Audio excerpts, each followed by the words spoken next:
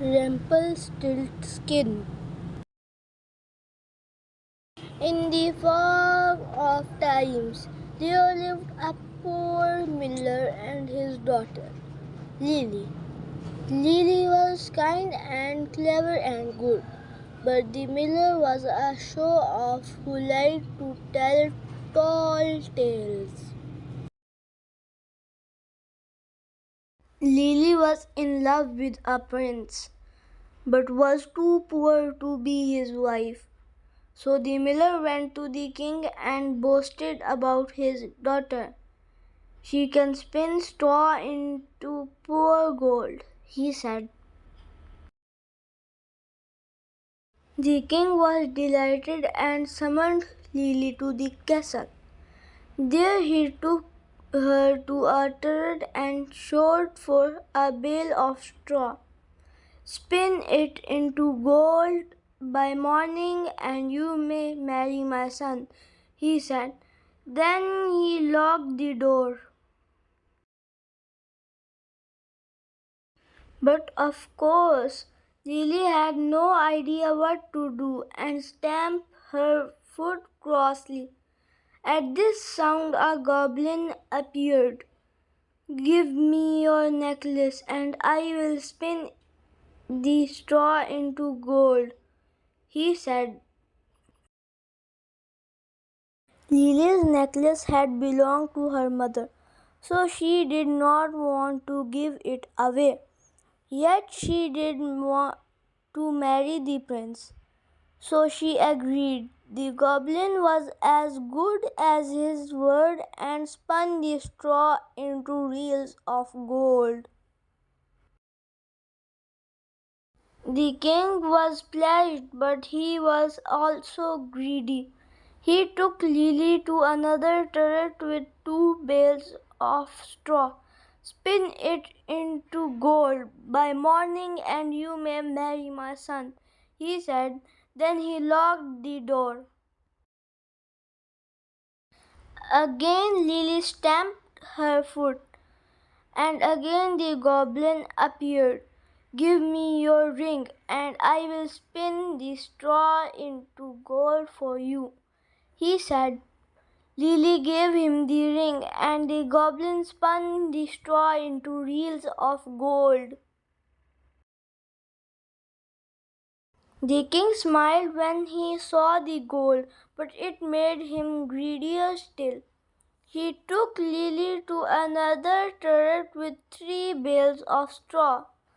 "Spin it into gold by morning and you may marry my son," he said.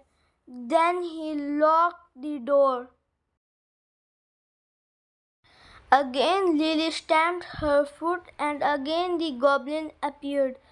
"I have nothing left to give you," she said, "but I need your help." So the goblin thought and replied, "Give me your first child, and I will spin the straw into gold." Lily, who did not much care for babies, agreed, and the goblin spun the straw into reels of gold. This time the king kept his word and Lily married the prince.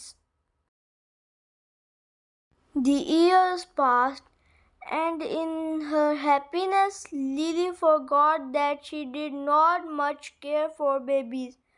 She and the prince had a little boy. They called him Tom. Lily also forgot her promise to the goblin, but the goblin did not forget on Tom's first birthday. He came to the castle and said, "Give me your baby." Lily could not bear to be parted from Tom and offered the goblin gold instead.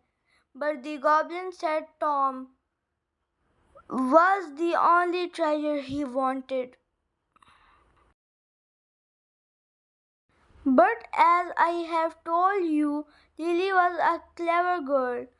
If I can guess your name, will you let me keep Tom?" she said. I will give you 3 days, and said the goblin, but you will not win. The child will be mine. Lily set to work. On the first day, she wrote down all the boys' names she had heard of. When the goblin came that evening, she said, Is your name Adam? No, smiled the goblin. That is not my name. Is it Ahmed? Asked Lily. No, smiled the goblin. That is not my name. Lily tried Akim and Anton and Hassan and Hans. Each time the goblin said the same thing. No, that is not my name. On the second day, Lily went to the castle library and wrote down all the boys' names she hadn't heard of. When the goblin came that evening, she said, Is your name Achilles? No, smiled the goblin. That is not my name. Is it Axel? Asked Lily. No, smiled the goblin. That's not my name. Lily tried Karim and Casper and Santos and Solomon. Each time the goblin said the same thing. No, that is not my name. On the third day, Lily had run out of ideas, so she went for a long walk into town. She walked around the market, listening out for anyone with a different name. The only names she found in the market were ones she had already tried, like James, Jack, and Jonas. Lily had almost given up hope when she saw a market stall selling reels of thread.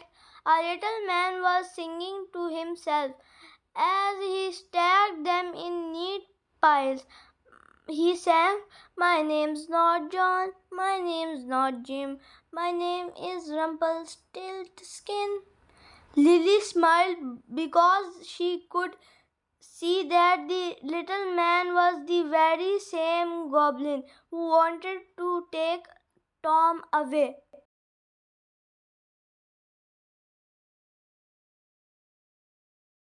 When the goblin came that evening, she pretended not to know.